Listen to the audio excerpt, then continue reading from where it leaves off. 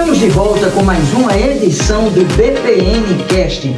Esse programa que você acompanha não só pelo nosso canal do YouTube, mas também pelas redes de podcast, como o Spotify e os outros que trabalham, que atuam nessa área. Se você ainda não é inscrito no nosso canal, além de deixar o like, um comentário, uma opinião, sugestão de tema, até mesmo de convidado, né? Quem você gostaria de ver no campo das artes, da cultura e da política, você também pode se inscrever no nosso canal. Compartilhe aí nos grupos de WhatsApp com a turma que conhece você, né? Porque programa de bom conteúdo, com boa informação, você sabe que sempre encontra por aqui. Esse programa que acontece também nesse ambiente agradável do Lambreta Bistrô Café, o Café Bistrô, que é aqui pertinho, né, próximo da estação ferroviária, onde você degusta não só um café gostoso, como também de um ambiente que faz você viajar no tempo, né, faz você se sentir bem. Então fica aí a dica para você que ainda não conhece,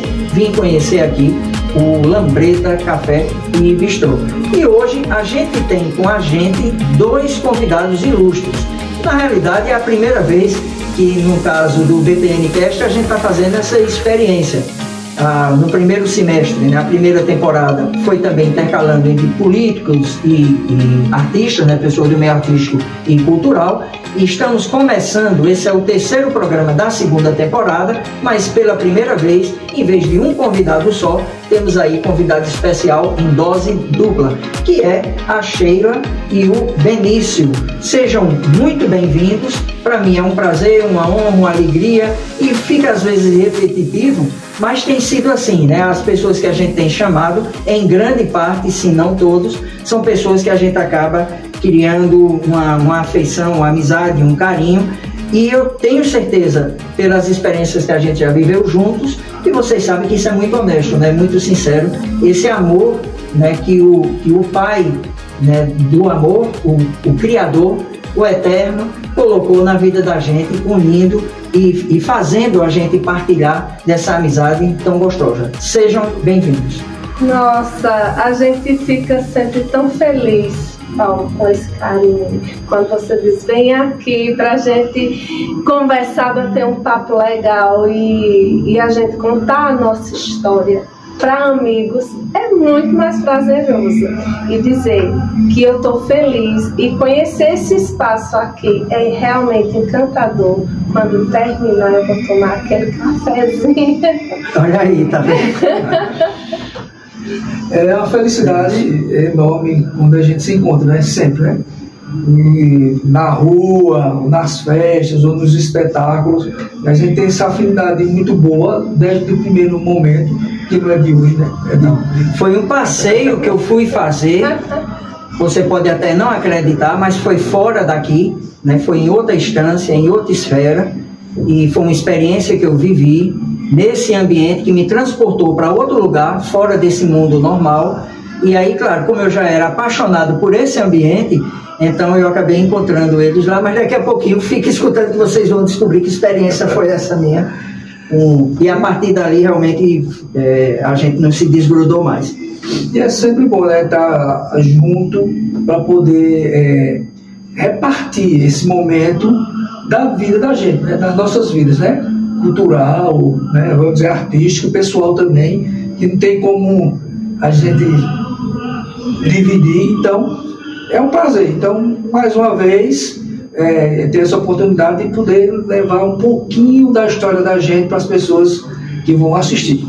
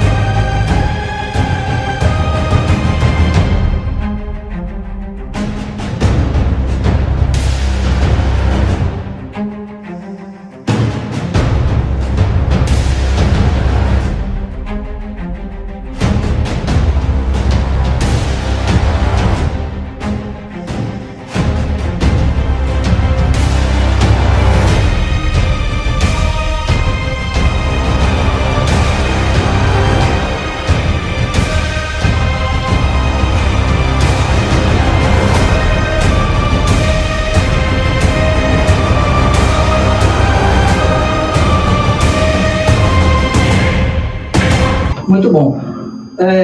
São duas filhas, vocês? 2 filhos. Sim. Só uma adolescente? Só uma adolescente. Acho que sim, que ainda é adolescente. Acho que só, né?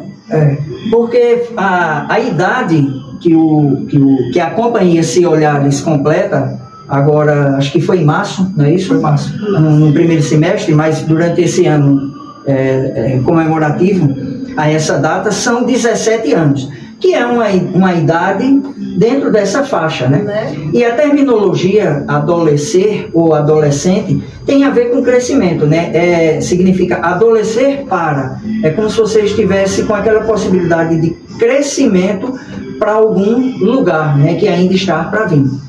Eu que acompanho um pouco a história de vocês, eu tenho a impressão que é isso que aconteceu, ou que está acontecendo com a Se Olhares, né?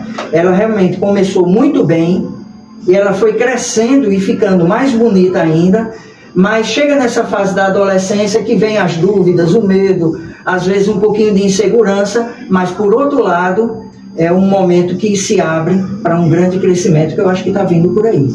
Vocês estão com essa expectativa também? Conseguem? Muita. E assim, primeiro falar, né, das nossas filhas, de Laís Shelley, que já está seguindo também, trilhando por esse caminho da arte. Terminou faculdade, já fez uma pós e está seguindo lindamente. A mais velha? Isso, a mais velha. Ela fez faculdade? Porque aqui em Caruaru, infelizmente, não tem, né? Assim, para um profissional que vive da cultura, da arte. É verdade, ela fez educação física e fez uma pós em dança e está querendo estudar mais para continuar, graças a Deus, está trabalhando, está ganhando o dinheirinho dela e também junto com a gente na companhia, dando aula na companhia. E a Sofia, que é a adolescente, né, que a gente... Ainda? Né, ainda. É mais quietinha, mais tranquila, né? Interessante que nessa fase, né, pós-pandemia, ela se fechou um pouquinho, né? Acho que todo mundo, né, Paulo? Mas ela, assim, tem um talento nato. Eu digo que ela dança, ela canta, ela toca. Falar de filha suspeito, envaidece um pouquinho, né? Mas, assim, a gente nunca desistiu da companhia. Lógico que a gente tem que matar um leão todos os dias, né, que não é difícil. Nessa fase de internet, de mídia, tudo fica mais complicado para o presencial, para o contato físico. Mas, assim, a gente segue firme. Às vezes fica um pouquinho triste, mas aí a gente tem um relato, um aluno vem e conta uma coisa legal pra gente, que a gente se emociona e diz, estamos no caminho certo, não vamos desistir. Missão dada, e missão inclusive ainda não cumprida, né? Porque enquanto estão em atividade, mas ela precisa ser exercida. E uma missão difícil, porque quando a gente vai conhecer um pouquinho a história da dança, há relatos de que na Idade Média ela era uma das épocas, ou a época mais forte, colocada como sendo uma prática proibida. E essa prática proibida, ela vinha inclusive por uma imposição religiosa, né? O fato de associar como a dança mexe com o corpo e com a sensualidade, então a igreja colocava nesse período da Idade Média a dança como sendo uma prática pecaminosa, ou algo que levava a pecar, ou em si mesmo um ato pecaminoso. Que eu que sou evangélico, tenho uma formação em igreja evangélica, até entendo que mesmo durante os anos de minha formação, eu percebi isso na igreja, né? Que se a gente se levanta para cantar um hino ou um cântico mesmo mais animado, não poderia balançar muito, então se balançar tem que balançar contendo esses movimentos. Ao longo dos anos isso até ficou um pouquinho desassociado, que foi se percebendo a dança como instrumento de adoração e numa ou outra situação isso sendo permitido. Mas como você que apesar dele ser coreógrafo, que lida mais nessa questão da dança, como é lidar com esse tema? A dança realmente é algo problemático, a dança atrapalha, a dança pode levar uma criança, um adolescente para maus caminhos. O que você pensa sobre isso?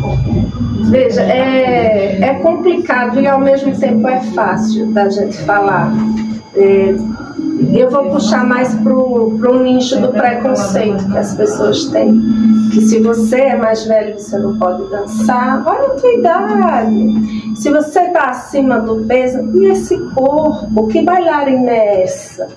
Né? E a gente tem comprovações e o quanto a dança faz bem para o corpo e para a alma. A gente acabou de assistir no Faustão não, perdoe, que agora é Luciano Huck, né? Mas que, assim, a menina que ganhou, a Tati Machado, tá que fora ganhou, desse estereotipo, né? Pois é, e ela com o corpo dançante, belo dançando, mostrou a todo mundo que não existe idade, não existe corpo perfeito. O importante é você ser feliz. E a arte, Paula, ela cura. Ela te tira da correria do dia a dia. Ela melhora a tua autoestima. Ela te faz feliz. Aí tem muita gente que foi preso durante um casamento, porque as normas, né, o marido, os filhos não deixam, e quando se vê assim, não, eu vou fazer, eu sempre tive vontade, né, de dançar, então agora eu vou me libertar um pouquinho e ver o quanto tempo perdeu, entendeu, né, nessa jornada. Então a gente tem relatos lindos demais, sabe? Inclusive a gente se emocionou há 2 meses, mas se você me permitir falar, tem uma aluna nossa, Marta Leal, ela já é uma senhora de idade. Ela sofreu um acidente em que ficou 1 ano de cama. Uma perna dela diminuiu, passou 2 anos fazendo fisioterapia, pilates, todos os tratamentos, tudo direitinho. Começou a dançar conosco, agora na nossa companhia, em janeiro. Ela chegou lá chorando.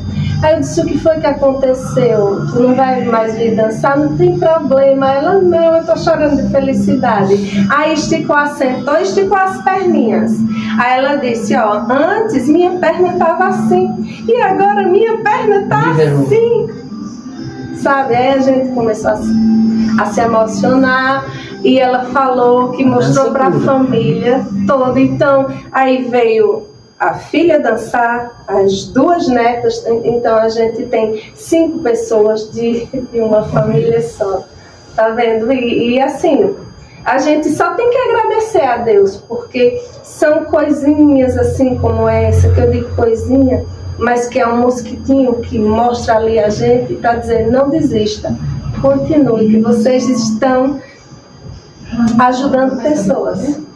E corrigindo o que eu falei, na realidade não é nem a dança que cura, né? Mas assim, da mesma forma como a arte, a cultura, a CIA Olhares, né? Ou a dança, ela é usada como instrumento, porque quem cura é Deus. Sim. Mas é um meio pelo qual, né, as pessoas podem se libertar de traumas.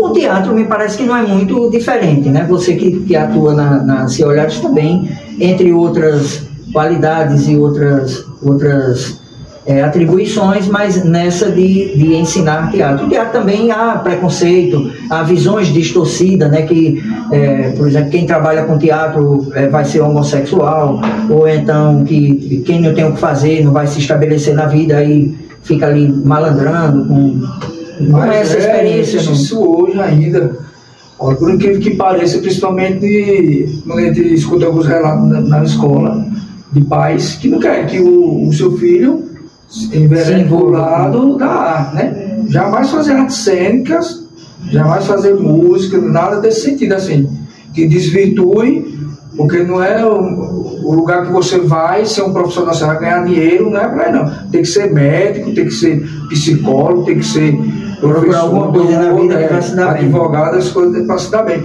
E não a arte, né? E a arte é transformadora, feito você sabe. Né? Falou sobre a dança comprovadamente, a gente fala meio que da espiritualidade, religioso, mas comprovadamente científico, é comprovado não sou eu que estou dizendo, são os cientistas comprovados que a dança traz benefícios enormes para a saúde. Mal de Alzheimer, principalmente, né, que você sabe que é um mal de esquecimento e a doença é grave, e a dança consegue superar tudo isso, né, porque trabalha todo o cognitivo, a dança, né, não só o corpo, a mente. Então, aí, às vezes eu fico brincando com o Torno, olha, para dançar tem que saber de matemática, de geometria. Então, tudo é contagem, mas é mesmo brincando, mas isso faz com que as pessoas, a Sheila falou sobre o relato, eu tive uma aluna também, que ela estava com esse problema de esquecimento, de movimento, que ela tinha tido um AVC e tal. E depois que ela começou a fazer dança escondida da família, que ninguém sabia, por ela ser evangélica, ela ia fazer. E depois ela voltou ao médico e ele disse: o que é que você está fazendo? Ele disse: eu comecei a dançar. Você ninguém sabe mesmo, o senhor pode dizer não. Para o médico, eu comecei a dançar. Aí disse: continue, porque a senhora está ótima, melhorou bastante. A questão da sua memória, do seu corpo, como a senhora está das taxas de outras. Tudo. Então, o benefício é maravilhoso. No teatro, envolve o corpo. Você fala: não tem dança, mas tem o corpo. Né? Quem faz teatro, você sabe que tem que ter uma preparação corporal grande.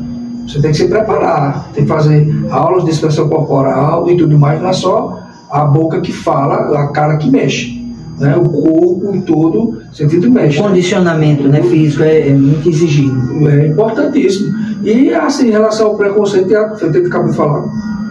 Tem, atualmente, é engraçado, porque só deixa de existir o preconceito quando você está ganhando isso aqui, né?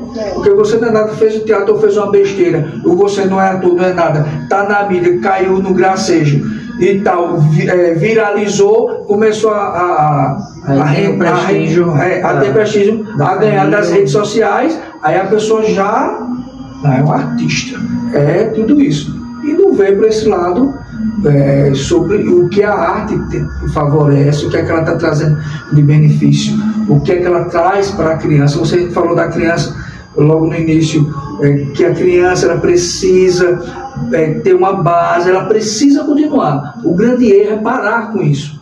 Ela começa numa fase até os 10 anos, 8, 9, aí depois para. Não, tem que continuar a fazer arte. E principalmente valorizar o que é da gente, o que é nosso, o que é estar próximo, o que é estar do nosso lado. A gente fala de Caruaru, mas não existe, vamos dizer, uma base sólida sobre isso. Porque o aluno ele aprende a dança, o teatro na escola, permanece, e quando ele cresce, ele sabe dançar um forró, ele sabe tudo isso, e a gente vê que não é assim. A realidade não é essa. Não sabe dançar uma quadrilha, não sabe nada desse sentido, perde. Quando depois de 10 anos, 11 anos, 12, acabou, pronto, não vê mais nada disso. Aí a gente fica imaginando, pô, tem tanta coisa legal que nas comunidades a gente vê o Boi Tiratema, que o pessoal até hoje existe com o Boi Tiratema na sua comunidade, né? Mas se é o forró, se é o shot, se é o chachado, se é o baião, né? Permanecer isso, ter espaços que permaneçam durante o período do ano, as escolas investam mais nisso, o poder público invista nessa questão, que é super importante. Impressionante que isso fica muito claro nos eventos públicos, que eu acho que é mais nisso que você está falando, e está lá uma banda tocando, né, ou um grupo se apresentando, um grupo de dança ou um grupo, e a gente sempre vê alguém na plateia dançando. Né? A plateia de 30, 40 pessoas ou uma plateia de 100, 200, mas grande parte da plateia está presa, observando, né? E aquele pequeno grupo é que está ali dançando, às vezes até fecha as cadeiras, dá um espaço maior, venham para cá dançar. Aí a gente vai ali com muita timidez, mas é justamente isso, né? Falta de uma continuidade, porque pode até ter havido iniciação até 7, 8, 9 anos, eu contei até a minha experiência pessoal, né? Que a minha própria mãe orientava nesse sentido. Não, deixa ela quer aprender quadrilha, ela quer dançar alguma coisa, deixa, mas até certa idade, porque se passar dali, criação, inclusive no campo religioso, né? Aí não vai dar certo. Então é importante que não só nessa fase da criança, da infância, e pré-adolescência dê espaço para as crianças aprenderem a arte, né? Seja arte plástica, culinária, seja o que for, e aí ela pode encontrar aquilo que ela vai se identificar mais, mas também que permita dar essa continuidade.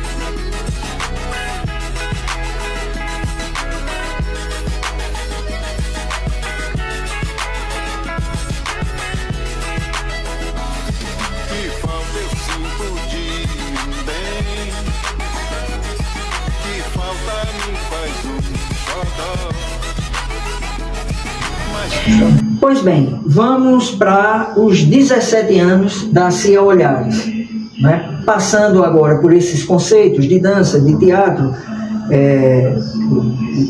o que é saudável, o que não é, e a gente já viu, né, que em si a arte ela é saudável, como tudo na vida, né? A maneira como a gente usa é que pode ser prejudicial, né? Em relação a Cia Olhares, tem uma data que vocês colocam como a data, não sei se de fundação, de organização, que é 27 de março, que é também o dia do circo, o dia do teatro, né? É uma data... como é que surgiu a ideia da Cia Olhares? Como é que isso começou? Por que foi colocada essa data? É realmente uma data marcante? É interessante, porque a história da gente é junto e misturado, né? O teatro, né? A nossa formação artística realmente começou na Companhia de Produções Artísticas Prazeres Barbosa, né? São os nossos professores, Prazeres e Francisco, são nossos professores, né? Eles resgataram lá da escola, né? Trouxeram para a companhia deles.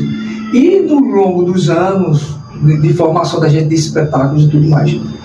Que foi até numa oficina da FETEAG, não, como é? FETEAG mesmo. Foi FETEAG na escola, onde a gente estudava, né? Maria Auxiliadora, lá na Rendeiras, que era a antiga 43, que tudo começou. De lá a gente foi participar da Companhia de Prazer. A gente montou o Recado Verde, um espetáculo infantil de Helenice Lisboa.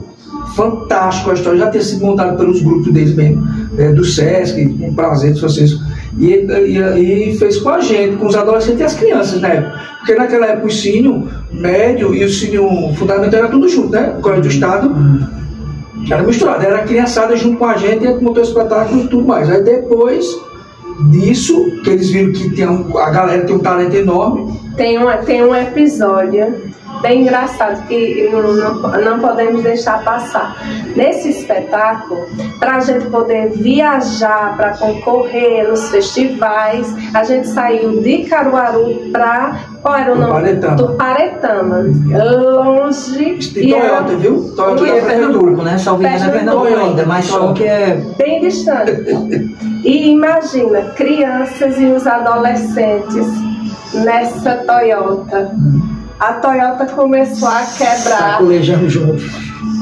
Quebrou, foram quantas vezes? A gente parou na viagem umas 14 vezes. 14 vezes quebrando. As meninas fizeram até um diário. Só na ida? Só na ida.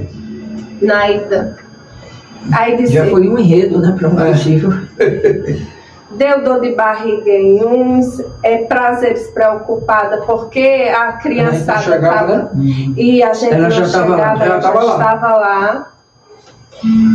Foi um perrengue, porque 14 vezes um carro quebrando e você olhar para um monte de criança, de adolescente e dizer, meu Deus, e sem passar carro, porque era uma... Era durante o dia, apesar de ser estrada deserta? Foi logo cedo, né? Foi a sorte que a gente saiu de madrugada daqui. Interessante que no outro dia a gente ia casar no civil. Essa história é uma coisa. Isso aí. A gente casou no civil com umas caras de morte, mas trouxemos 11 prêmios de lá. Com os prêmios do Festival Infantil, a cena porque ele foi Heróis da Resistência, o reconhecimento também. Né? Aí foi assim, foi uma viagem assim, alucinante, mas maravilhosa. O simbolismo do Toyota foi tão forte que no casamento civil o carro que a noiva chegou foi o Toyota, o que você justamente, então, aí daí foi assim como tudo começou na escola, né? Depois daí foi maravilhoso. A gente foi mesmo um teste, né? Para muita gente desistir, mesmo que numa idade pequena. E continuamos e permanecemos durante todo o tempo que o Prazer estava aqui em Caruaru. Depois que ela começou a fazer essa transição, Caruaru, Rio, em 2004, 2005, por aí. Aí foi quando a gente já tinha um estalo, não, a gente tem que começar já a montar a nossa companhia e tal. Só que aí a gente não podia misturar as coisas. Foi quando eu montei com um grupo da escola, saí da escola, professor Lisboa da época, que eu tinha escrito um texto chamado A Botija, que é em cima da história da botija, desenterrar a botija, que o pessoal via em sonho, popularmente dizer, você desenterrar tal. Então eu criei um texto popular, né? E nisso nós montamos na escola, tal, participamos de algumas apresentações e daí ficou. Aí eu disse, não, vamos trazer para fazer uma temporada desse espetáculo, remontar ele, mas não como escola, como companhia, né? Aí eu falei, puxa, que você vai montar, vamos começar com teatro. Aí foi quando a gente, foi mesmo no mês de março, a gente pensando, talvez, não, vamos montar uma companhia que tem um nome, que tem alguma coisa a ver com quem está fazendo, com quem está olhando. Denominar o grupo ou já denominar enquanto companhia? Que inclusive na época não era nem companhia, era grupo. Aí era o grupo, porque companhia era de prazeres e a gente disse, vamos montar um grupo. Aí bora. Aí eu tinha, na época, quando eu já trabalhava no Sesc, e eu tinha alguns nomes de alguns grupos que eu já tinha feito lá. Aí eu disse, não, e eu tinha desenhado também até a logomarca do grupo. Eu disse, não, esse grupo aqui um dia, quando eu montar, eu vou utilizar ele. Né? Aí ficou lá, guardadinho, aí era Grupo Olhares. Então, aí do Grupo Olhares, depois passou a se tornar a Companhia Olhares. Aí foi quando a gente teve a ideia, disse, não, então a gente vai montar retomar o espetáculo A Botija. Vamos, a partir de agora, desse mês, que é o mês do teatro, dia 27, a gente começa o nosso convergindo para isso. Começa com o grupo, aí o Grupo Olhares surgiu com o espetáculo A Botija, logo de início, né? Montamos, apresentamos novamente, não mais com alunos e com alguns integrantes que a gente já vinha fazendo oficinas de teatro. Já estava mais desenvolvido. Experiente na época, e ele pegou alguns alunos que abraçaram a ideia e vieram e permaneceram com a gente e está com a gente até hoje. Alivaldo é um deles que não me deixa, que é o que faz o personagem A Nojenta, não sei se você já viu, mas a gente assim, pronto.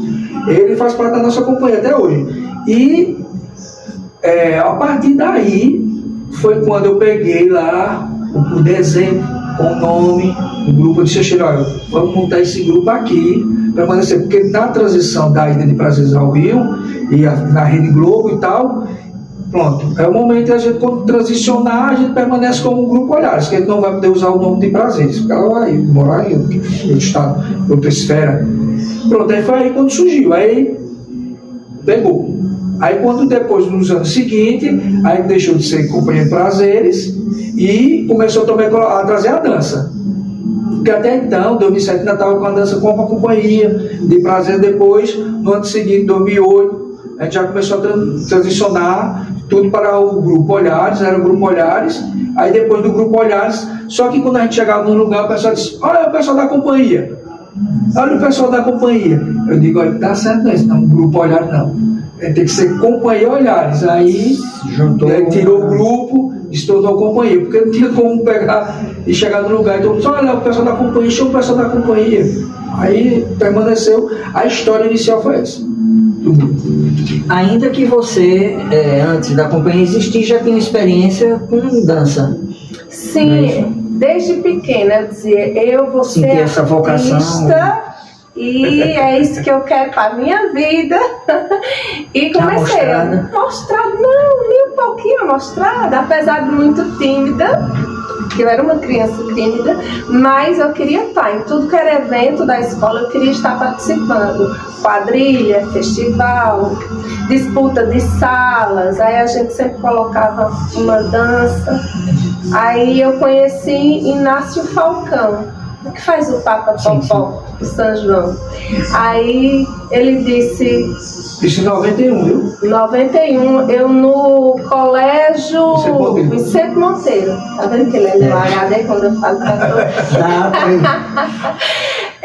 Aí ele foi na escola, aí anunciou que ia fazer uma peça de teatro, que a gente ia participar do FETEAG.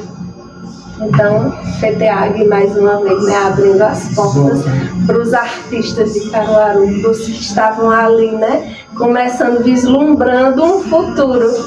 Então, Paulo, aí foi quando no ano seguinte, 92, Francisco foi para o colégio Maria Auxiliadora, que eu já tinha retornado para lá. Aí foi quando, assim, eles convidaram a gente para fazer parte. Quer dizer, a gente começou no FETEAG, Francisco dirigindo a gente, mas aí ele disse: não, esse pessoal aqui tem pano para manga, vamos entrar na companhia da gente. Aí a gente começou a criar ele. Na trajetória da Cia Olhares, eu até anotei aqui alguns prêmios, né, que alguns espetáculos ganharam, ou ator, melhor atriz, no Brincantes do Boi Estrelado, texto e direção foram premiados, né, pela FUNARP, o prêmio Miriam Muniz. Eu queria que vocês pontuassem assim, esses reconhecimentos que vocês já tiveram, né, de alguns espetáculos, de alguns, se alguns desses era direcionado a vocês ou os alunos mesmo, essa experiência no campo de premiação. Bom, a companhia, feito disso, quando a gente começou com o teatro, né, vamos dizer que sabe que para montar espetáculo de teatro é muito mais complicado, né, porque exige você fazer temporada, produção. Que inclusive é isso, salvo engano, se não for você me corrija, o que caracteriza espetáculo, né? Essa terminologia de espetáculo, ele envolve algo mais completo, que tem toda uma produção, que tem... Então isso não quer dizer que a dança não tem também. Depende de quem vai montar, de quem vai dirigir, né? No espetáculo de dança só existe o coreógrafo, tem que ter o diretor. O coreógrafo, o diretor, que vão estar ali e vão desenvolver o trabalho. Bom, e aí a companhia, no longo do tempo, a gente participou do Festic, né, de Jô, né, que é a produção do próprio FETEAG também, né, eu lembro que os espetáculos que a gente foi premiado, Alice no País dos Absurdos, que ele teve 9 prêmios na época, com a galera que já estava tudo doida para fazer teatro. Aí vamos montar esquete, tanto espetáculo como esquete. E daí, quando tu falaste do Brincantes do Boi Estrelado, porque também foi um espetáculo que a gente transicionou da Companhia de Prazeres para Acompanhei Olhares, né? E passou um bom tempo. Ele marca essa época também de transição. Porque foi um espetáculo que permaneceu durante muitos anos. A gente, de vez em quando a gente remontava e montava. E foi na época mesmo que aconteceu de se inscrever no prêmio de efeitos que você falou, da FUNARCO, Miriam Muniz, e foi contemplado para fazer uma temporada de 10 apresentações, né, que no caso da FUNARCO ele premia, né? Ele não é um edital, né? Não é um edital que você vai ter que prestar conta e tal. Ele premia, ele dá o prêmio e você faz a temporada onde for, depende do objetivo. E isso foi muito bom também com o espetáculo. É um texto meu, né, com coreografias minhas, na época de Flávio também, Flávio Barbosa, que é um dos coreógrafos da companhia da gente, e que era o coreógrafo também dos Brincantes, mas ao texto de minha autoria, e nós éramos os personagens principais, Matheus e Caterina, que é da brincadeira mesmo, popularmente do brincante mesmo, do palhaço, do boi, do meu boi, que transita, né, entre os 3 períodos do ano, carnavalesco, junino, natalino, está todo canto. Então, isso é gratificante. E daí, com o tempo, nós começamos a mais se preocupar com temporada, assim, montar espetáculos para fazer uma temporada. Algo mais perene, né? Mais demorado. Isso. Aí foi justamente nessa transição. A gente montou, quando a gente terminou de fazer a temporada dos Brincantes, aí a gente começou a produzir a volta da feira, o espetáculo A Feira, que foi a companhia de Prazeres, com Prazeres, só que o Prazeres não estava mais no elenco. Aí ele convidou o Francisco veio do Rio e fez a direção, e eu fiquei como assistente de direção, e a gente montou pela companhia. Então a gente fez uma temporada da feira produzida pela companhia Olhares aqui. Então isso assim foi gratificante. Aí depois estou em vários festivais fora e daqui de Caruaru, mas com foco em cima muito de temporada aqui, né? De foco em cima da temporada, né? De fazer espetáculo mais para a temporada, para trazer esse público, resgatar esse público, trazer de volta para a comédia e tudo mais. Tem espetáculos que se monta que é algo mais passageiro, né? Que às vezes é até bom, a gente pensa que vai talvez até dar certo, pegar mais e não pega. E tem outros, principalmente quando é bem pensado, bem planejado, que fica, como você disse, assim, algo que perdura por mais tempo. Eu acho que, assim, a impressão que eu tenho, até pelo que tem acontecido até hoje com os convidados que eu trago, é que vocês vão viver essa experiência aqui hoje, depois de conhecer o Lambreta na prática, né? Porque vocês conheceram o ambiente. Esse aqui é o cappuccino cremoso. E tá calculando, tá? É sabor que fica. E você vai experimentar o café no leite.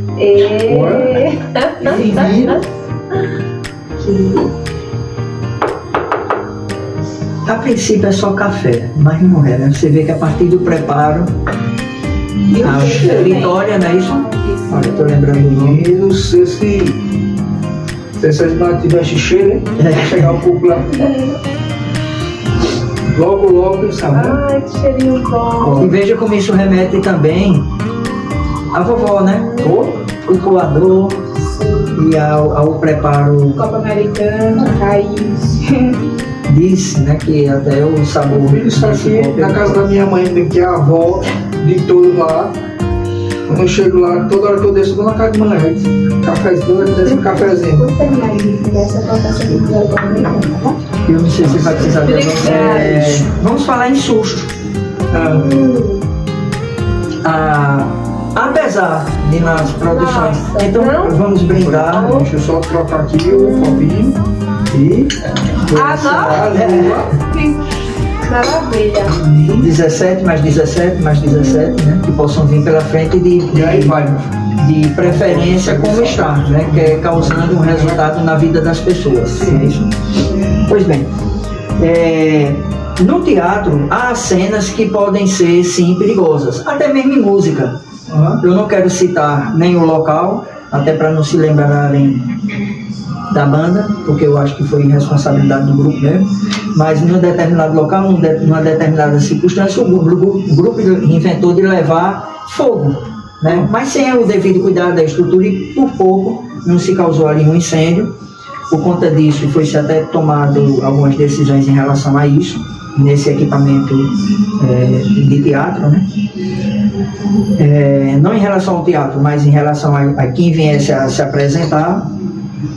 Nas cenas, isso em relação à música, nas cenas de teatro, também pode haver uma cena ou outra que o ator, né, a atriz, corre um pouquinho mais de risco. Já sabe onde eu vou chegar? Ainda não. Acho que já. Mas na dança, nem sempre tudo é na superfície, né? E aí eu queria lhe ouvir agora essas experiências que você tem, não só, né, com a dança na superfície, mas aquela da cena, que inclusive vocês estão conferindo um pouquinho agora, em que você... Por isso que é interessante assim, o surgimento também da Se Olhares no dia do teatro e do circo, porque essas artes se misturam, né? E nos espetáculos da Se Olhares parece que tem tudo isso, tem música, tem dança, tem atos circense, né? E como foi aquela experiência para você que subiu e para quem estava embaixo? Foi um espetáculo que foi trazido para Gravatá, foi o Estúdio Fest. Aí eu... Da Se Olhares? Não. Não, então era um espetáculo lá que a Se Olhares ia enquanto convidado. Eu fui representando a Se Olhares e aqui de Caruaru assistindo, me dando força. E aqui de Caruaru fui eu, Meurikelme e Cirlane Nascimento. Hoje Cirlane está morando no Recife, trabalhando por lá. Mas fomos indicações de Nerisvaldo Alves. Indicou, aí eu disse, vou. Cheguei lá, todo mundo pensando que eu ia dançar a dança do ventre. Inclusive, uma das minhas professoras de balé, Rosivânia Pereira, aí ela, Sheila, o que é que tu tá fazendo aqui? Isso, mentor, tá muito gostoso, né? Delicioso. Sim. Sheila, o que é que você tá fazendo aqui? Vai dançar a dança do ventre? Eu digo, mulher, eu faço teatro. E eu também, aí vou passar por uma experiência e depois tu me diz o que é que eu vim fazer aqui. Que coisa, hein? Aí... Elisa Baruccelli, uma italiana que nos conduziu a subir, né, em cabos de aço presos por um cinto. Nos conduziu, então era você e... Eu, as três, Kelme, né? e Cirlane. Que estavam nessa mesma cena. Isso. E nunca fizeram isso aí, né? Eles não, fazer um curso. A gente fez uma preparação, com ela, uma preparação, porque assim, para subir, a gente tinha que ter tido alguma experiência com a altura. Porque como a gente já é um corpo que dança, já é um corpo da arte que trabalha, então seria mais fácil para ela conduzir a gente e demonstrar como que ela sabia que a gente lá em cima ia ter a postura do corpo. Ritmo, da dança, sim, mas, lá no céu. Mas o organismo poderia reagir à questão da altura, né? Sim. Aí, então, por isso que a gente tinha que ter tido algum conhecimento ou de rapel, ou de escalada. Aí, então, fomos fazer isso no Monte Bom Jesus, na antena, fazer Aí eu acho que eu não teria coragem, não. Aí ela fez esse curso com a gente ficou um mês antes com ela, nos preparando para subir a mais de 20 metros de altura. Paulo, é como um sonho, é como você sonhar que está voando. Eu não sei se você já sonhou voando. A gente não tem essa impressão, pensei até que nem fosse isso tudo, né? Não, muito alto. E até quando o pessoal dizia assim, gritava o meu nome e eu não ouvia, eu te chamei tanto. Eu digo, eu não te escutava. E estava realmente muito alto. E eles diziam assim, porque às vezes eu não conseguia fechar o cinto, amarrar o cinto. Precisava da força de um dos meninos. Eram sempre 3 para cada pessoa que subisse. Então eles ficavam sempre 3 Porque é muito perigoso, é muito perigoso, e seguindo o tempo inteiro. Então eles disseram, ó, se você sentir qualquer incômodo, qualquer coisa, é só você olhar pra gente fazer assim, ó. Fez isso, a gente sabe. O sinal dele. Que você tem que descer, porque não dava, não tinha como se comunicar. Aí, ok. Aí eu não tava conseguindo fechar o cinto, pedi. Eram uns caras tão fortes que eram os que puxavam a gente, os que desciam, colocavam a gente lá. Então eu pedi para ele fechar, que eu estava sentindo que estava folgado. Imagina, eu dar um giro lá, antes de subir, eu dar um giro lá e eu já me via lá no chão, né? Aí, e não tinha rede, nada? Não, era o público, um mar de gente assim no chão. Aí eu comecei a sentir a perna formigar. Eu digo, epa, sangue tá preso. O cara deu um puxão, o bicho, uma onda tão forte que apertou demais. Porém, na hora eu tava aquecida, quente, não notei que tinha apertado além. Aí, quando ia começar a descer a minha cena, eu olhei para baixo e fiz. Aí eles descem bem rápido, aí já passou a outra menina na frente, que era eu, aí depois ia Silane e depois ia Kelma. Aí inverteu, né? Aí virou e disse, não, folga que estava prendendo minha circulação. Aí esse foi um susto que eu passei. Mas assim, a experiência é incrível, é como você estivesse num sonho, voando, você se sentir livre. E isso depois que organizou melhor e você tornou a continuar? Ah, sim, voltei na mesma hora, porque era uma sequência que tinha que acontecer. Mas ficou interessante, né? Porque, veja, o medo poderia fazer você desistir. Sim, mas... E aí, por conta do medo, embora que isso não quer dizer que o medo necessariamente é algo errado, né? Porque o medo também ajuda a gente, às vezes, a fazer um alerta, né? Mas você superou o medo. E o que você quer dizer é que a experiência vivenciada lá em cima depois foi muito maior. Nossa, foram 3 anos assim que me fizeram sentir, eu digo, poxa, eu fui capaz de viver uma experiência dessa. E até hoje o pessoal de Gravatá continua fazendo esses espetáculos. E eu queria muito que fosse mais divulgado. Não, valorizam os próprios artistas de lá, não vem gente de fora, não. Eles formaram e permaneceram no grupo da cidade. É da cidade, é continuidade do espetáculo. Tudo composto pelos profissionais de lá, sabe? E isso é que deixa, né, feliz, porque está valorizando o pessoal da terra. E eu fico triste porque é tão pouco assim, divulgado para o pessoal ver o quanto é encantador. Aí, para falar nisso, né, de eu ter a coragem de dançar acima, né, a mais de 20 metros, e eu não tenho coragem de andar no patins, que a gente tem um grupo de patins, que você não super... sente a mesma firmeza no chão. Olha, Paula, aí todo mundo fica, mas como é? Não tem medo? Não tenho medo. O negócio...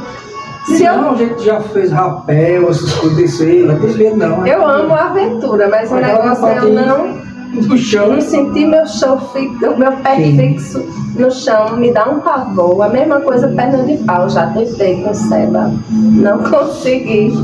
E olha que é alto, mas teria que sentir a firmeza. Eu não tô segura em nenhum lugar, entendeu? Não tem escape de aço me segurando. Tô ali para qualquer coisa cair no chão. Impressionante. A gente vai dar uma rapidinha naqueles espetáculos, né? Desde 2007 até os dias atuais.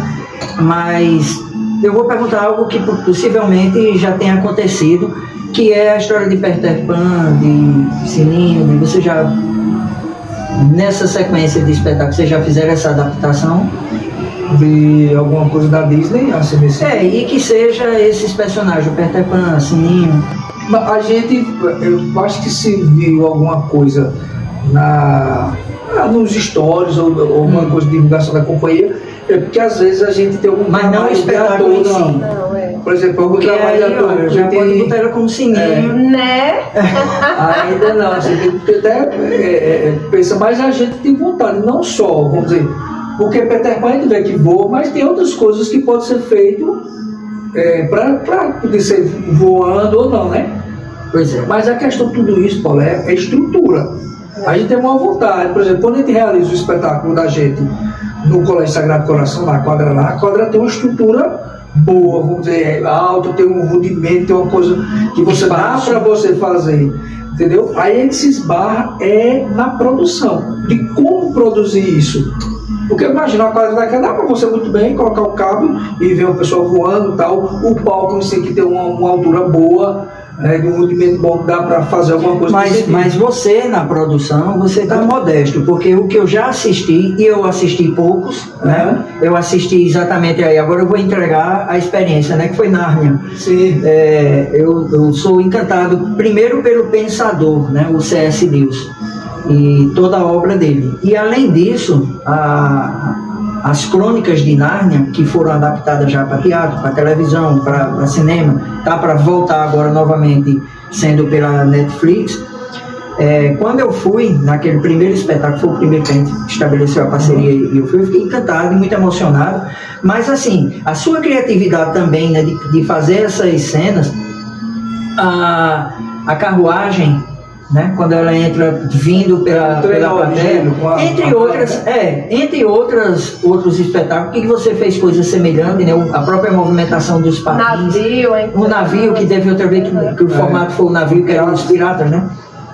Então você tem, mas a gente está sendo modesto, mas você já faz. Tem essa vontade de fazer uma coisa que pudesse voar no palco, isso não está descartado não, quem sabe aí. Quem sabe aí no próximo aí teve essa vontade. Gente com coragem para fazer, voluntário para... Então, é justamente isso. Às vezes, a gente se embarra na produção, porque para fazer um trabalho desse, existe um custo. E não é barato. Porque isso é um custo de material que exige uma segurança. Imagine, você está pendurado no cabo e tal, existe uma segurança toda, uma produção ali, e não é um material barato de se adquirir. Equipamento bom, material bom, bons profissionais. Porque tem que ter pessoas responsáveis, pessoas que têm que cuidar desse material, tem que executá-lo bem feito, porque você está trabalhando com um ser humano ali.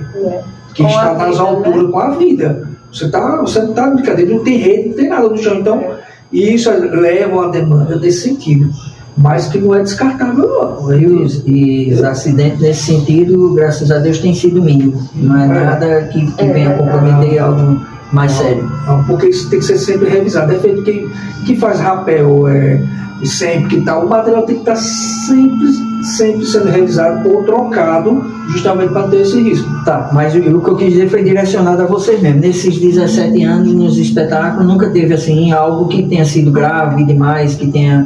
o que acontece assim, algo que é dentro do normal, uma queda, um escorregão, que já aconteceu ensaios, né, das meninas caíram da escada, um pouco, machuca, mas nada assim grave que possa deixar de fazer porque aconteceu isso, graças a Deus.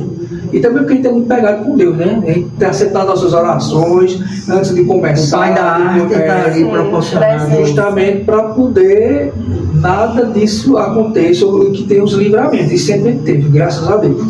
Essa linha do tempo, então, em relação aos espetáculos, eles têm ligação entre eles? Você pensa isso? Como é que eles surgem? Não, depende muito da ideia. Não existe assim um cronograma, nem uma coisa algo predeterminado. Por exemplo, você já sabe o tema desse ano e o tema dos próximos 2 ou 3 anos. A gente trabalha assim.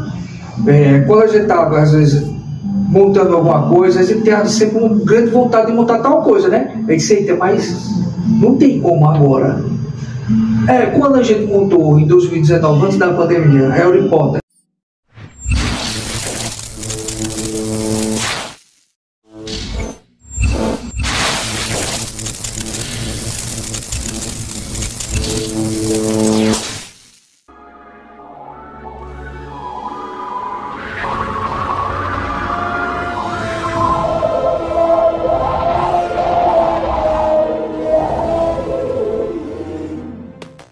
grande baile de comemoração. Ronnie, espero que tenha guardado seu último traje. Desculpe, Maggie, mas eu não sou professora de feitiços, e sim de poções. Poção. É o pagamento? Só depois que concluir o trabalho. Ui. Deu muito trabalho pra trazer ele de volta. O que você fez? Felias! Estupefaça! Respire esse ar puro.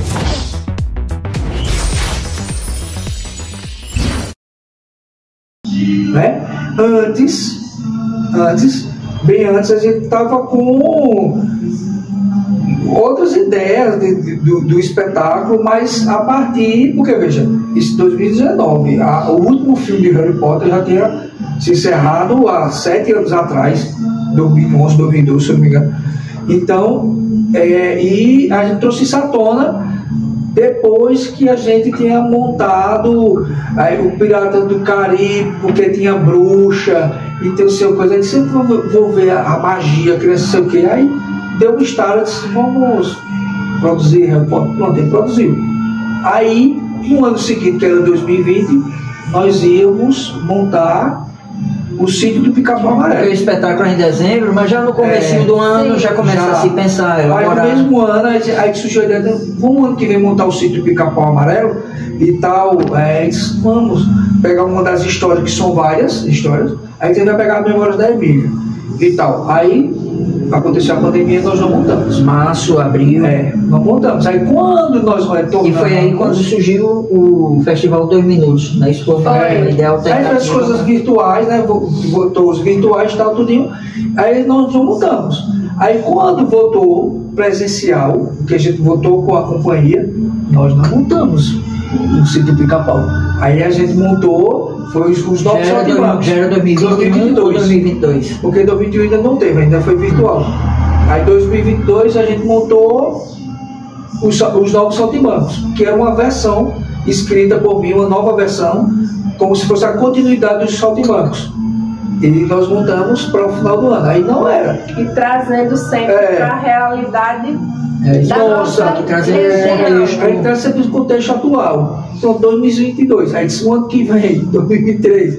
Aí nós montamos de novo o Sítio do Pica-Pau. Aí nós montamos o Mágico de Oz. Aí no Mágico de Oz, é o Mágico de Oz, Dorothy no Mundo de Oz sem hashtag.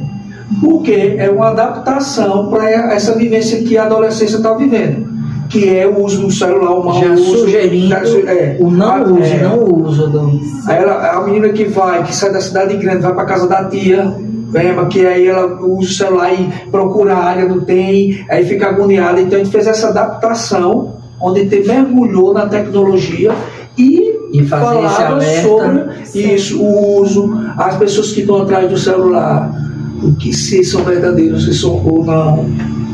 Então a gente abordou essa temática, foi maravilhoso. Aí disse, pronto. Aí esse ano nós vamos montar o Sítio do Pica-Pau Amarelo. Ah, que joia aí, segredo revelado. Plim, plim, plim. Nós vamos montar o Sítio do Pica-Pau Amarelo, né, que é a Memória da Emília, e a temática é em cima da Pílula Falante, mas não é só isso, a gente sempre vai abordar questões atuais da sociedade para fazer refletir. Trazendo as coisas lá de trás, né, o saudosismo, mas adaptando para a nossa realidade. Nessa batalha de se adaptar com o momento e de lidar com as dificuldades, como é que está Sem Olhares em relação à sede, a espaço físico?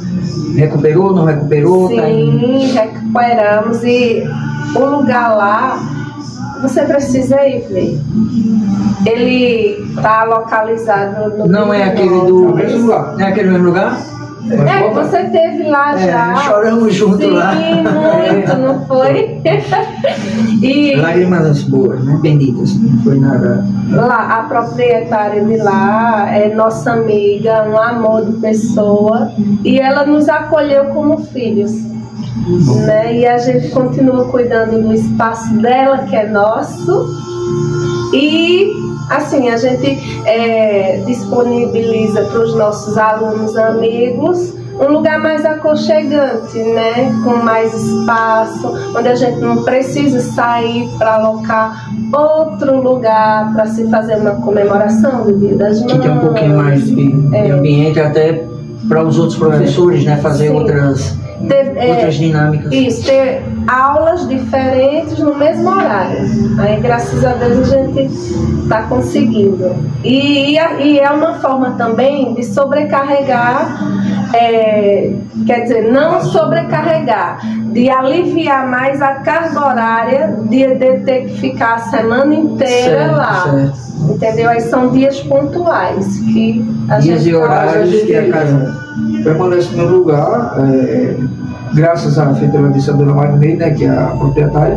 Ela teve sensibilidade durante a pandemia e pós-pandemia. Durante a pandemia ficou lá e ela, porque a gente fez todo o investimento, você viu toda a reforma no espaço e permaneceu.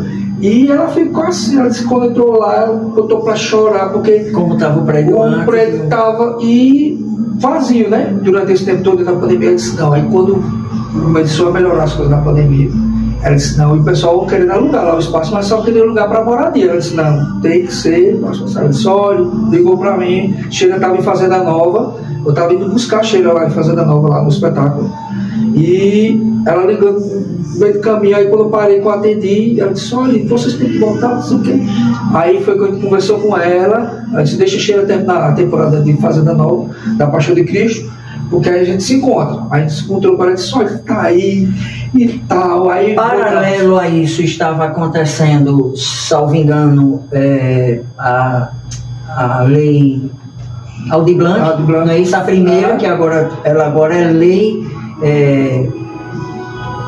fixa, lei para sempre, né? Agora faz parte de um incentivo para as artes e para a cultura nos municípios em geral, nos estados, permanente.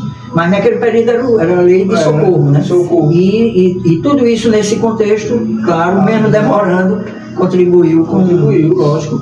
E depois, pronto, aí foi quando a gente entrou em acordo com ela, aí voltou, mas ainda com aquela grande dificuldade, né? Porque ninguém queria fazer aula presencial logo no início. Então, agora que a gente voltou, que está começando a retomar tudo aquilo que a gente tinha feito. Então, a Feiticeira de Seiti melhorou o ambiente, está melhorando ainda mais, cada vez mais. E essa era gostoso de se ver. Você precisa ir lá, fazer uma outra visita. Iremos atualizar essa questão. Então, em relação à perspectiva de futuro, tá aí, permanece a escola com as oficinas, seja de dança do ventre, balé, teatro e dança de salão. E dança de salão, o espetáculo, né, que deve acontecer no final do ano, já está aí a deixa, né, o tema, que porque ele tem a companhia, o espaço físico, no qual a gente desenvolve também com o grupo profissional, né? O grupo profissional, a gente acabou de apresentar no espetáculo junino, né? Sim, que aí são outras ações que acontecem em eventos pontuais, né? Quando são convidados, ou festivais, ou esses eventos da cidade. Aí a gente está agora se programando para fazer no final do ano, que é com os alunos. Os alunos. Mas no São João também é pensado um espetáculo diferente? Assim, para cada São João uma temática diferente? Porque tem a ação, se eu não me engano, são duas ações, né? A ação que faz volante, de dança, e o espetáculo que é lá, que é feito para ter apresentado no polo das quadrilhas ou em algum outro lugar que seja conveniente ou que seja, no caso, fechado para a gente poder apresentar e ter um espetáculo. E o grupo é feito de CDE, itinerante, ele pode apresentar esporadicamente em qualquer lugar, no ambiente, em qualquer canto. E existem esses dois formatos da própria companhia. E isso com o grupo profissional, não com os alunos. Os alunos só no final do ano que ele finaliza, mas isso não quer dizer que os alunos não participem de eventos. Participa.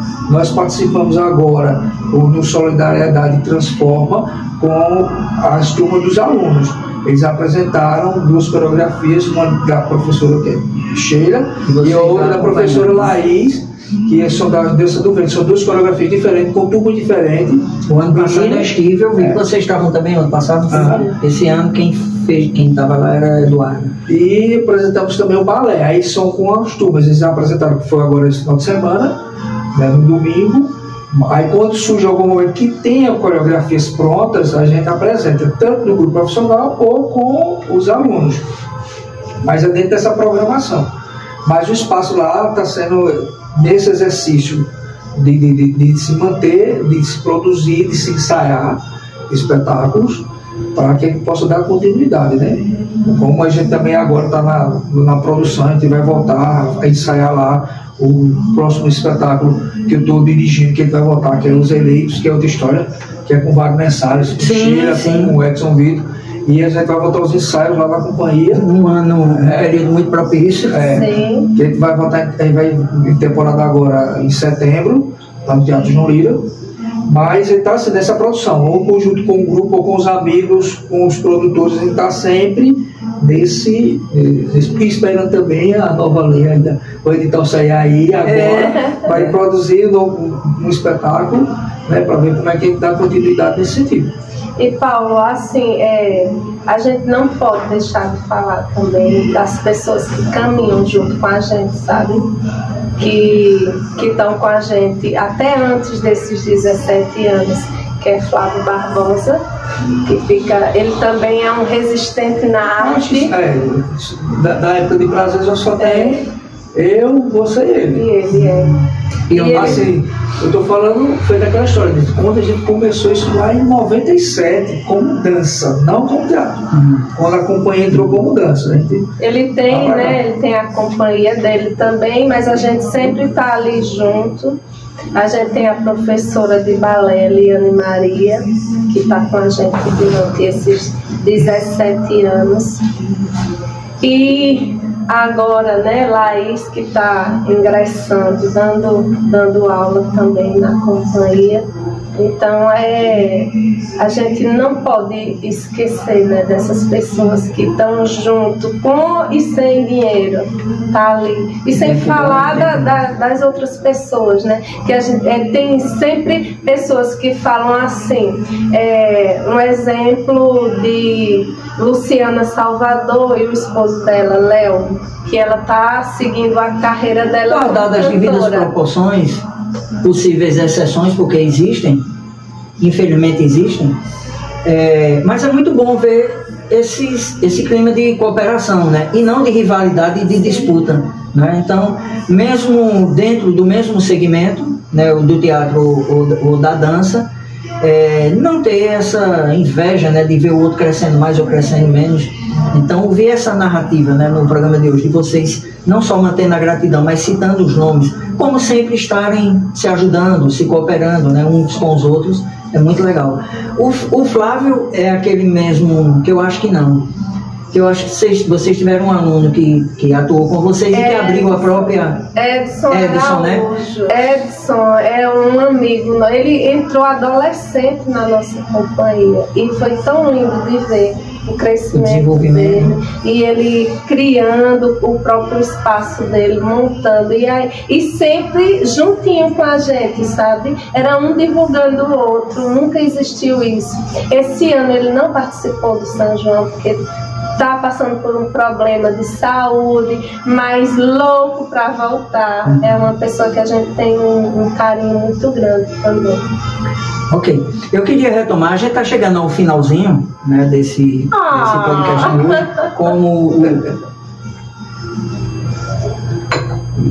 o chocolate quente aqui, mas eu queria retomar um ponto que é delicado em relação à visão de liderança, que às vezes há um problema sendo percebido, né, sendo observado, e esse problema eu acompanhei principalmente as informações, né, que é a questão do polo das quadrilhas. Eu não sei se você lembra da história do Risca-Faca, aquele forró que tinha ali pertinho, né? E era um pátio organizado para isso, para o forró pé de serra, né? Para um forró ali ao lado do pátio de eventos que trazia grandes atrações. Essa era a ideia. mas a ideia que não funcionava, porque esse local sempre trazia problema de violência, de bêbado, de gente que era esfaqueado mesmo, por isso que chamava risca-faca. Nesse pensamento foi o que foi feito, né? Eles tiraram esse tipo de palco, ou seja, tiraram um pouco esse público, mas tinham que substituir e colocar outro. Aí colocaram o polo das quadrilhas. Resolveram um problema, mas criaram outro, né? Porque o pessoal de terceira idade, ou mesmo o pessoal de família, que estava legitimando esse novo ambiente, né? Dando vida a esse novo ambiente, mas para se deslocar era muito longe, era cansativo, e o ambiente em si não oferecia as mesmas condições de estrutura como estava antes. Tem alguns estudos, eu não estou dizendo que isso vai literalmente acontecer, né? Até porque está nessa fase de adequação de espaço, de estudos, mas eu acho que vai resolver. Mas vocês viveram isso, né? Assim, em relação ao ambiente, ao local. Como foi a experiência esse ano? Bom, esse ano eu não vi tanta experiência como do ano passado, que foi no mesmo lugar. Mudança, né? Não teve, pra gente não teve mudança, mesmo que seja uma mudança de estrutura, mas o local em si não favorece na questão do acesso ao público das pessoas, porque o local, eu acho que ele ficou deslocado fora do foco centro, da festa. Do centro mesmo, do meio. Do meio, ficou deslocado. Porque uma coisa parte é um tipo de público.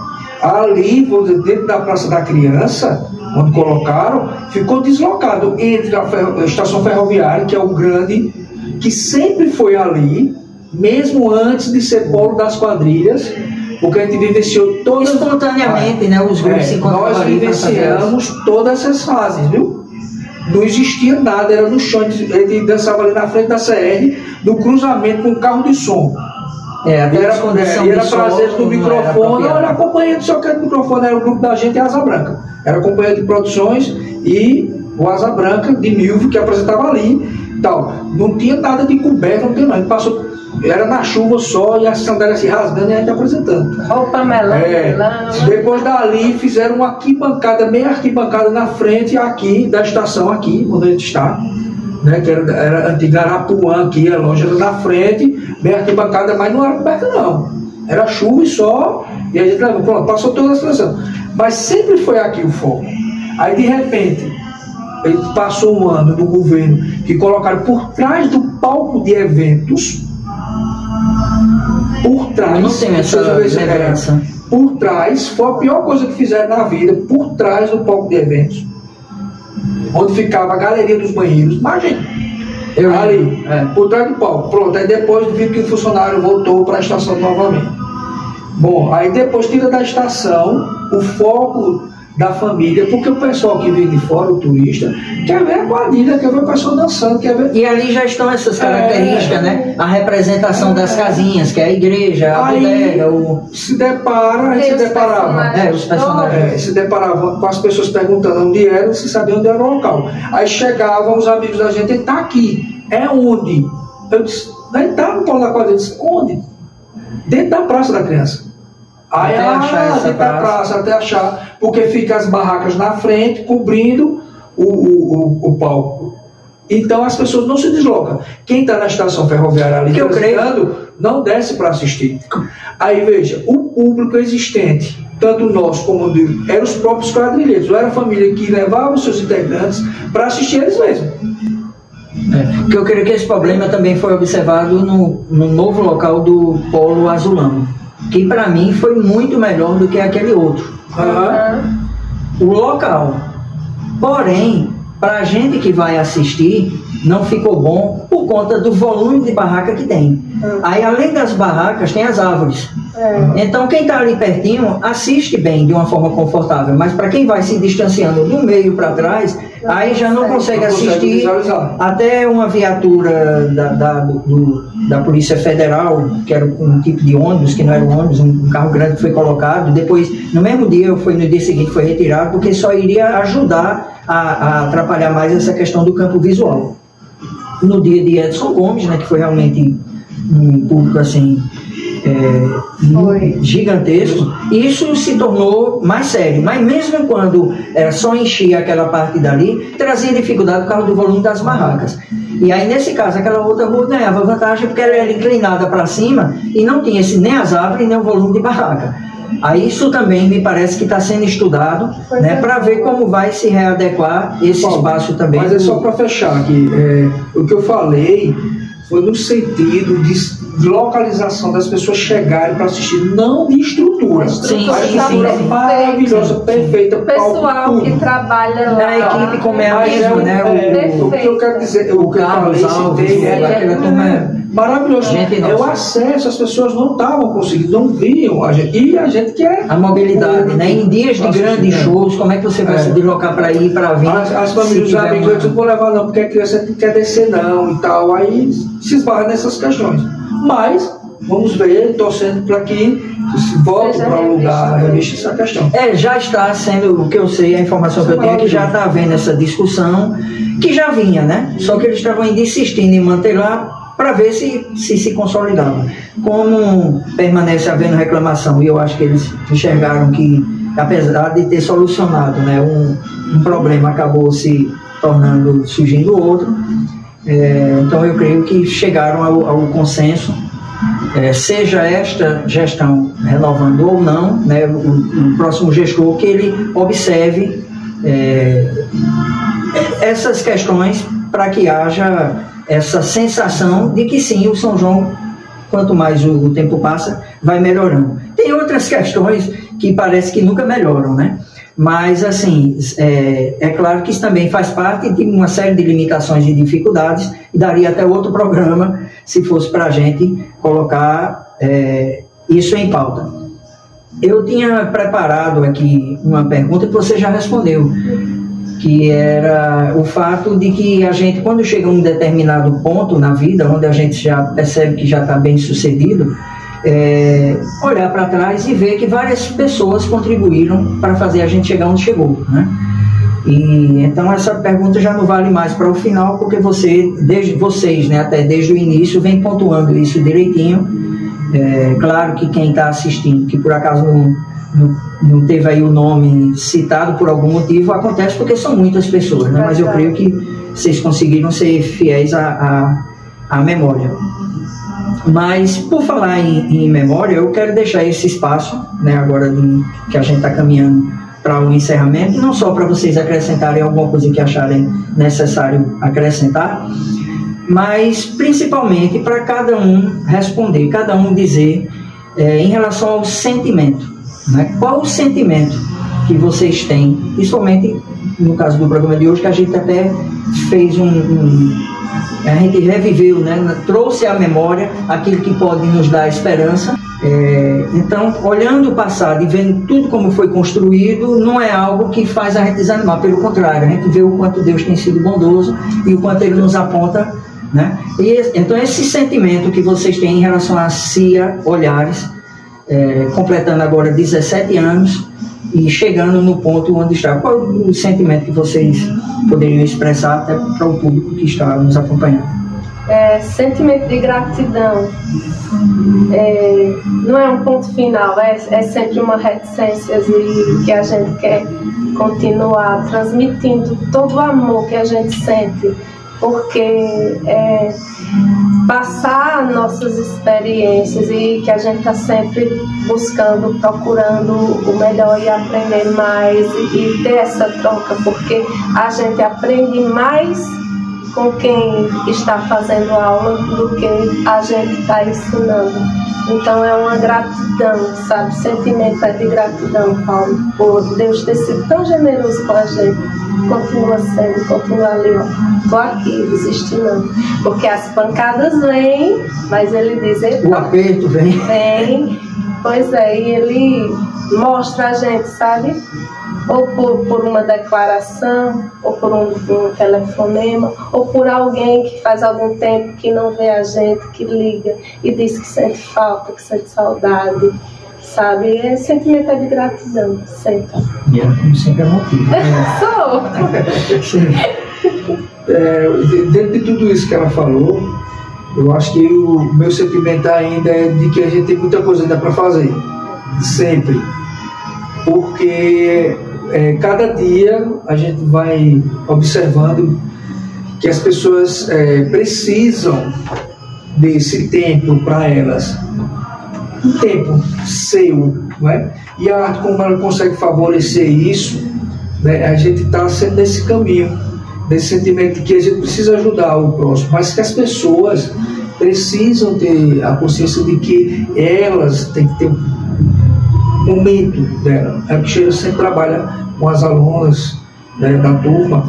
Você tem que ter aquele momento seu, é seu. Se o seu dia de aula é aquele dia, você tem que deixar os outros a fazer, porque aquele é um momento seu, entendeu? Porque às vezes a gente pensa muito no próximo e acaba esquecendo de si, né? Se descuida, não tá. E não tem idade para isso. Não. E o tempo passa. Aí quando o tempo vai passar, que você vai olhar para trás, eu disse, eu poderia ter feito e não fiz.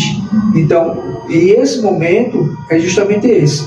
Você ter um tempo com carinho da sua vida e se dedicar àquele momento, né? Se é para estudar, se é o momento para fazer uma aula, se é o momento para se divertir, mas não deixar de fazer, né? Cumprir com aquele momento que é seu, né? E o meu sentimento justamente é esse, é de que a gente tem muito ainda para fazer, agradecendo até hoje a Deus a tudo que vem acontecendo na vida da gente, mas que a gente fica, eu sempre fico inquieto, né? A gente procura alguma coisa para fazer, para colocar, para levar para as pessoas, está sempre nessa ebulição de coisas, né? Como também a gente precisa finalizar coisas que a gente não finalizou ainda, feita a nossa companhia, então eu preciso finalizar algumas coisas, né? Que vai ser depois um dia que a gente pode até discutir ou falar sobre, que é o nosso filme, né? A gente está em fase de finalização do filme, que você quando pega,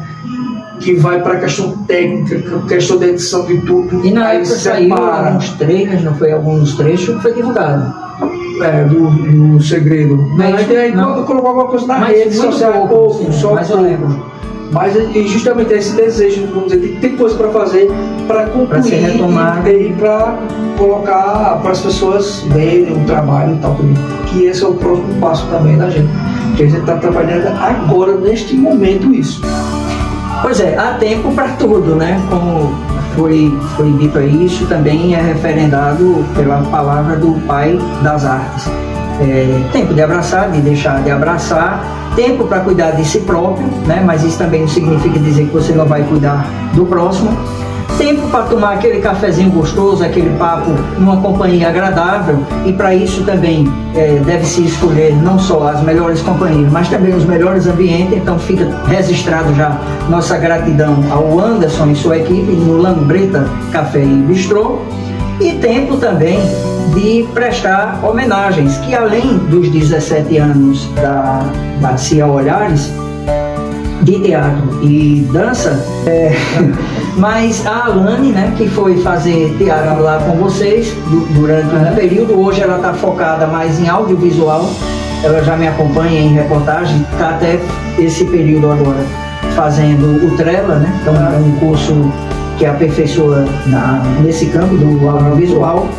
E não deixar também de trazer a memória, a lembrança e de dedicar esse programa a você, Letícia de Almeida Moraes, a minha filha mais velha, que agora, embora ela sempre gostou de dança e também já fez balé quando criança, mas agora ela retomou as aulas de dança e está muito feliz, está se sentindo muito bem com isso, e eu espero, né, que ela continue nesse caminho de forma perene, né, como vocês disseram. Então, novamente, minha gratidão a você que esteve conosco. Não deixe de deixar o seu like, comentário, sugestões. Se inscreva no canal se você ainda não está inscrito. Você acompanha não só no YouTube, como no Spotify e nos demais canais da internet de podcast. E também não deixe de indicar, né, para os seus amigos, conhecidos, compartilhar esse programa. Mais uma vez, com muita gratidão, é uma honra, né, agradecer por vocês terem aceitado esse convite e que Deus permaneça tocando outras vidas através do talento de vocês. Ai, obrigada, Paulo. Assim, eu sempre me emociono porque é uma amizade sincera, é um carinho, um respeito mútuo. E isso é bom que a gente também transmita para quem está assistindo, né? É isso, tá bom. Deus abençoe. Ficamos até o próximo programa.